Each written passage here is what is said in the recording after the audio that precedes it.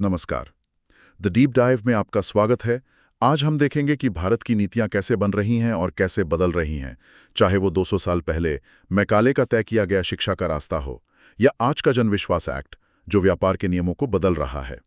और इन नीतियों का असर जमीन पर कैसे दिखता है, मनरेगा के मजदूर से लेकर ओमान के बंदरगाह तक। हमारे पास इंडियन एक्सप्रेस पर आधारित कुछ बहुत महत्वपूर्ण सवाल हैं जो यूपीएससी प्रीलिम्स के लिए खास तौर पर तैयार किए गए हैं। तो चलिए इसकी गहराई में उतरते हैं। हमारा पहला सवाल है जनविश्वास एक्ट से जुड़ा हुआ। इसके बारे में 3 बातें कही गई हैं। 1, इसका लक्ष्य छोटे मोटे अपराधों को अपराध की श्रेणी से हटाकर व्यापार करना आसान बनाना है। 2, यह भारतीय दंड संहिता यानी आईपीसी को पूरी तरह से एक नए कानून से बदलने का प्रस्ताव है। और 3, यह कुछ तकनीकी या प्रक्रिया से जुड़ी चूकों के लिए जेल की सजा को जुर्माने में बदलने की कोशिश करता है। सवाल है, इनमें से कितनी बातें सही हैं? ये सवाल गवर्नेंस में एक बहुत बड़े बदलाव की ओर इशारा करता है। चलिए इसे समझते हैं। पहली बात जो है वो बिल्कुल सही है। सरकार की सोच वो लाइसेंस राज से जन विश्वास की ओर जाने की है। इसका मतलब है कि हर छोटे मोटे उल्लंघन के लिए सीधे आपराधिक मामला दर्ज करने के बजाय जुर्माना लगाया जाए। इससे व्यापार और आम नागरिकों पर मतलब नियमों के पालन का बोझ कम होता है। अच्छा, तो ये सिर्फ एक कानूनी बदलाव नहीं है, बल्कि सरकार और नागरिक के बीच रिश्ते को बदलने की एक कोशिश है, शक की जगह भरोसे पर आधारित रिश्ता बनाने की। लेकिन दूसरी बात जो आईपीसी को बदलने की है, वो सुनने में तो काफी बड़ी लगती है। और यहीं पर यूपीएससी अक्सर एक जाल बिछाता है। दूसरी बात गलत है और ये एक बहुत आम कंफ्यूजन है। आईपीसी को बदलने वाले बिल्स जैसे भारतीय न्याय संहिता वो एक अलग और बहुत बड़ा विधायी प्रयास है। जन विश्वास एक्ट का मकसद पूरे क्रिमिनल कोड को बदलना नहीं है, बल्कि अलग अलग 42 कानूनों में मौजूद लगभग 183 छोटे छोटे प्रावधानों को अपराध की श्रेणी से बाहर करना है। अच्छा। प्रीलिम्स में अक्सर 2 मिलते जुलते लगने वाले कानूनों को मिलाकर कंफ्यूज किया जाता है। ये बहुत जरूरी अंतर है। मतलब एक कानून पूरे सिस्टम को बदल रहा है और दूसरा मौजूदा सिस्टम के अंदर छोटी मोटी सफाई कर रहा है। और तीसरी बात के बारे में क्या कहेंगी? तीसरी बात भी सही है और ये पहली बात को ही और मजबूत करती है। एक्ट का जो मूल विचार है वो यही है कि हर छोटी गलती के लिए किसी को जेल न भेजा जाए। इसके बजाय आर्थिक जुर्माना यानी पैसे का फाइन लगाकर मामला सुलझाया जाए। इससे न केवल अदालतों पर बोझ कम होगा, बल्कि एक ऐसा माहौल भी बनेगा जहां लोग कानून का पालन डर से नहीं बल्कि भरोसे से करें। तो अगर मैं सही समझ रहा हूं तो पहला और तीसरा कथन सही है। ये समझना जरूरी है कि सरकार एक तरफ व्यापार के लिए नियमों को आसान बना रही है, भरोसा दिखा रही है, लेकिन एक ऐसा मोर्चा है जहां नियमों को और सख्त करने की जरूरत है, क्योंकि ये हर नागरिक की सांसों से जुड़ा है, हमारा पर्यावरण और खासकर हमारी हवा की क्वालिटी। इसी से जुड़ा है हमारा अगला सवाल। सवाल पार्टिकुलेट मैटर यानी पीएम प्रदूषण पर है। 3 कथन हैं। पहला, पीएम 2.5 कण पीएम 10 कणों से बड़े होते हैं और जल्दी जमीन पर बैठ जाते हैं। दूसरा, पीएम 10 के उलट पीएम 2.5 फेफड़ों में बहुत गहराई तक जाकर खून में मिल सकता है।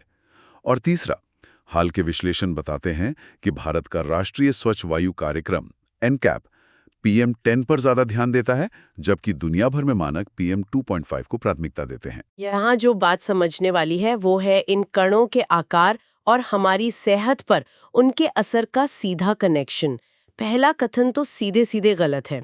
इसमें संख्या ही आकार बताती है। पीएम 2.5 का मतलब है 2.5 माइक्रोमीटर से छोटे कण और पीएम 10 का मतलब है 10 माइक्रोमीटर से छोटे कण। तो पीएम 2.5 कण पीएम 10 से बहुत ज्यादा छोटे और महीन होते हैं। और क्योंकि ये इतने छोटे और हल्के होते हैं तो ये हवा में ही तैरते रहते होंगे, जल्दी नीचे नहीं बैठते। ये तो फिजिक्स का सीधा सा नियम है। बिल्कुल। इसे ऐसे समझिए जैसे आप एक जाली वाली खिड़की से धूल को रोकने की कोशिश कर रहे हैं।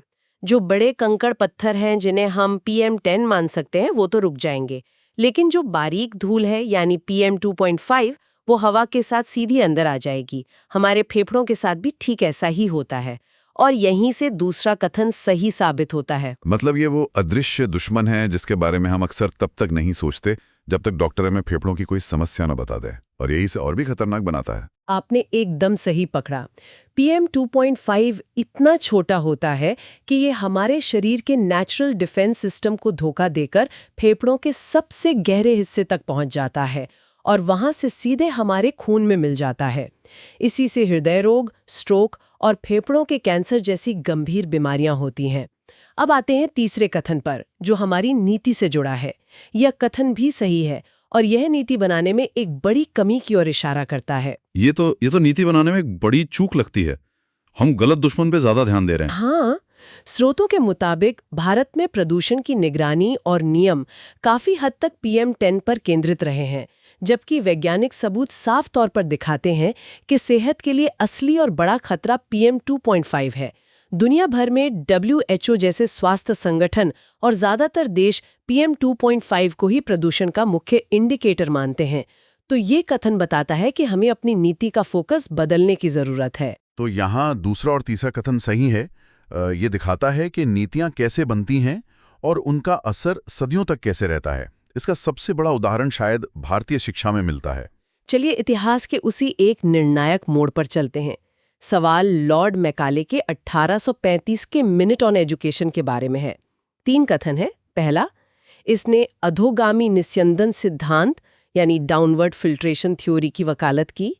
दूसरा, इसने संस्कृत और अरबी की किताबों की छपाई बंद करके सरकारी पैसा अंग्रेजी शिक्षा पर लगाने की सिफारिश की। और तीसरा, उस समय के governor general lord William Bentinck ने इसे मान लिया और 1835 का अंग्रेजी शिक्षा अधिनियम पास कर दिया। ये भारतीय इतिहास का वो मोड़ है जिसने हमारी दशा और दिशा दोनों बदल दी। और इस सवाल में दिए गए तीनों ही कथन पूरी तरह सही हैं। पहला कथन, अधोगामी निस्यंदन सिद्धांत, मैकाले की सोच का केंद्र था। यानी फिल्ट्रेशन थ्योरी की ज्ञान ऊपर से छन छन कर नीचे तक आएगा, ऐसा कुछ। बिल्कुल, उनका मानना था कि सरकार को अपना पैसा और ऊर्जा सब लोगों को पढ़ाने में नहीं लगाना चाहिए, बल्कि समाज के ऊंचे तबके के कुछ लोगों को अच्छी अंग्रेजी शिक्षा दो और फिर ये लोग अपने आप ज्ञान को बाकी जनता तक पहुंचा देंगे। एक ऐसा भारतीय वर्ग तैयार करना जो रंग और खून से तो भारतीय हो, पर सोच, पसंद और विचारों से अंग्रेज हो। और इसी सोच से दूसरी बात निकलती है जो भारतीय भाषाओं और साहित्य के बारे में है। हाँ, जो दूसरा कथन है वो मैकाले के नजरिए का निचोड़ है। उन्होंने अपने मिनट में बहुत मजबूती से ये तर्क दिया कि संस्कृत और अरबी साहित्य पर पैसा खर्च करना बर्बादी है। उनका एक बहुत मशहूर कोट है कि एक अच्छे यूरोपीय पुस्तकालय की एक अलमारी ही भारत और अरब के पूरे साहित्य के बराबर है। उन्होंने साफ सिफारिश की कि इन भाषाओं में किताबों की छपाई बंद हो जाए और सारा सरकारी फंड भारत में पश्चिमी विज्ञान और साहित्य को अंग्रेजी के माध्यम से पढ़ाने में लगाया जाए। ये तो चौंकाने वाली बात है कि एक व्यक्ति के विचार जो लगभग 200 साल पहले लिखे गए थे, आज भी हमारी पूरी प्रशासनिक और न्यायिक व्यवस्था की नींव में मौजूद हैं। क्या हम कह सकते हैं कि आज भी हमारे समाज में अंग्रेजी जानने वालों और बाकी लोगों के बीच जो एक अदृश्य दीवार है, उसकी ईंटें मैकाले ने ही रखी थी? ये एक बहुत गहरी और सटीक टिप्पणी है। तीसरा कथन इसी प्रक्रिया को पूरा करता है। तत्कालीन governor general lord William Bentinck Macaulay के विचारों से पूरी तरह सहमत थे। उन्होंने इन सिफारिशों को स्वीकार किया और 1835 का अंग्रेजी शिक्षा अधिनियम लागू हो गया, जिसने भारत में सरकारी शिक्षा का माध्यम आधिकारिक तौर पर अंग्रेजी को बना दिया। इस एक फैसले का असर आज तक हमारे समाज, हमारी नौकरियों और हमारी मानसिकता पर दिखता है। मैकाले की नीति ने एक खास वर्ग के लिए अवसर बनाए, लेकिन आजादी के बाद चुनौती थी कि विकास को देश के सबसे गरीब व्यक्ति तक कैसे पहुंचाया जाए। इसी सोच से एक बहुत बड़ी योजना का जन्म हुआ, जिससे जुड़ा है हमारा अगला सवाल महात्मा गांधी राष्ट्रीय ग्रामीण रोजगार गारंटी अधिनियम यानी मनरेगा पर है। कथन है, पहला, यह योजना हर ग्रामीण परिवार को 1 साल में 150 दिन के रोजगार की गारंटी देती है। दूसरा, केंद्र सरकार ने हाल ही में मजदूरी देने के लिए आधार आधारित भुगतान प्रणाली ABPS को अनिवार्य बनाने का प्रस्ताव दिया है। और तीसरा, मनरेगा की मजदूरी दरें कृषि मजदूरों के लिए उपभोक्ता मूल्य सूचकांक CPI-AL से जुड़ी होती हैं। मनरेगा जैसी योजनाओं में छोटी छोटी बातें और आंकड़े बहुत महत्वपूर्ण हो जाते हैं, और पहला कथन इसी का एक क्लासिक उदाहरण है जो कि गलत है। ये एक ट्रैप है। अधिनियम कानूनी तौर पर 100 दिनों के रोजगार की गारंटी देता है, 150 की नहीं। मैं भी हमेशा 100 और 150 दिनों को लेकर कंफ्यूज रहता था, क्योंकि खबरों में अक्सर सूखा पड़ने पर या मजदूरों की तरफ से 150 दिनों की मांग की बात आती है। ये स्पष्ट करना जरूरी है कि कानून में गारंटी सिर्फ 100 दिनों की है। बिल्कुल। अब आते हैं दूसरे कथन पर जो सही है। भुगतानों में पारदर्शिता लाने, चोरी रोकने और भ्रष्टाचार कम करने के लिए आधार आधारित भुगतान प्रणाली यानी एबीपीएस को अनिवार्य करना सुधारों का एक बड़ा हिस्सा रहा है। इसका मकसद है कि मजदूरी सीधे मजदूर के बैंक खाते में जाए, बीच में कोई बिचौलियां न हो। लेकिन इसमें एक व्यावहारिक चुनौती भी तो है। कई दूर दराज के इलाकों में जहां इंटरनेट नहीं है या जिन मजदूरों के आधार कार्ड में नाम या जन्मतिथि की कोई गड़बड़ी है, क्या ये सिस्टम उनके लिए भुगतान में देरी का कारण नहीं बन जाएगा? ये एक बहुत ही जायज़ चिंता है और ज़मीनी स्तर पर ये समस्याएं आती भी हैं। इसे लेकर काफ़ी बहस भी हुई है। सरकार का तर्क है कि ये सिस्टम लंबी अवधि में ज़्यादा पारदर्शी और कुशल है, लेकिन इसे लागू करने की चुनौतियां वास्तविक हैं। अब तीसरे कथन को देखते हैं जो कि सही है। मनरेगा की मजदूरी दरें केंद्र सरकार तय करती है और इन्हें तय करने का आधार महंगाई होती है। खास तौर पर कृषि मजदूरों पर महंगाई का क्या असर पड़ रहा है, इसे मापने के लिए CPI-AL का इस्तेमाल होता है और समय समय पर मजदूरी को बढ़ाया जाता है। अच्छा, तो यहाँ दूसरा और तीसरा कथन सही है। तो मनरेगा देश के अंदर लोगों को आर्थिक सुरक्षा देती है, लेकिन आज की दुनिया में देश की सुरक्षा और समृद्धि इस बात पर भी निर्भर करती है कि हमारे रिश्ते बाहर की दुनिया से कैसे हैं। इसी से जुड़ा है हमारा अगला सवाल। हमारा अंतिम सवाल भारत ओमान के बीच प्रस्तावित व्यापक आर्थिक भागीदारी समझौता यानी सीपा पर है। 3 कथन हैं।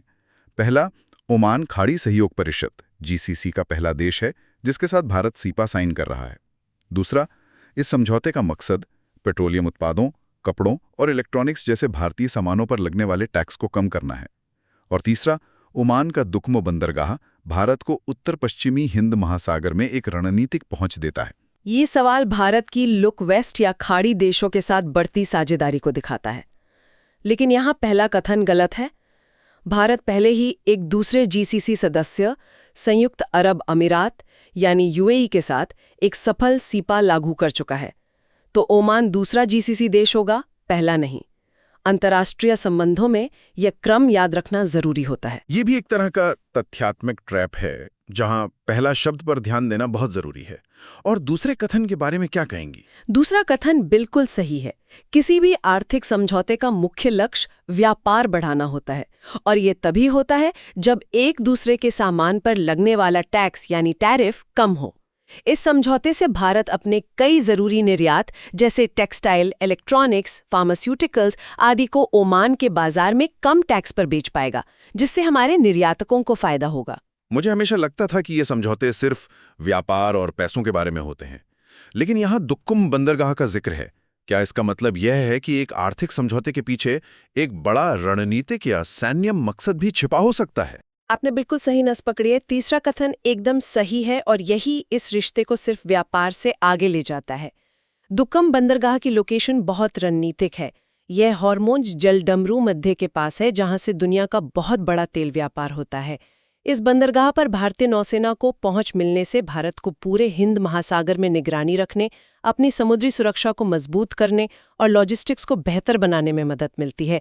यह भारत की सागर यानी security and growth for all in the region नीति का एक अहम हिस्सा है। तो यहाँ भी दूसरा और तीसरा कथन सही है। ये साफ करता है कि कैसे आज की दुनिया में आर्थिक और रणनीतिक हित एक दूसरे से गहराई से जुड़े हुए हैं। व्यापार और सुरक्षा एक ही सिक्के के 2 पहलू हैं। तो आज हमने देखा कि नीतियां कैसे बनती हैं और उनका असर कितना गहरा और दूर तक होता है। हमने जनविश्वास एक्ट के जरिए कानूनों में भरोसे की बात की, तो PM 2.5 के जरिए नीतिगत चूक के खतरों को समझा। हमने देखा कि कैसे मैकाले के 200 साल पुराने एक फैसले की गूंज आज भी सुनाई देती है, और कैसे मनरेगा जैसी योजना जमीन पर करोड़ों जिंदगियों को छूती है। और अंत में भारत ओमान समझौते ने दिखाया कि व्यापार के धागे कैसे देश की सुरक्षा की चादर बुनते हैं। इन सबको अलग अलग देखने के बजाय इनके बीच के कनेक्शन को देखना जरूरी है। हमने देखा कि नीतियां कैसे बनती हैं और उनका असर क्या होता है। अब एक सवाल भविष्य के लिए सोचिए। आज जो नीतियां बन रही हैं, चाहे वो आर्टिफिशियल इंटेलिजेंस पर हो, डेटा प्राइवेसी पर हो या क्लाइमेट चेंज पर, क्या 200 साल बाद भारत पर उनका वैसा ही असर होगा जैसा मैकाले की नीति का आज है। एक सिविल सेवक के तौर पर आज के फैसलों के भविष्य पर पड़ने वाले असर के बारे में सोचना ही शायद सबसे बड़ा और सबसे जरूरी काम है। अगली बार जब आप कुछ पढ़ें तो इन कड़ियों को जोड़ने का प्रयास जरूर करें।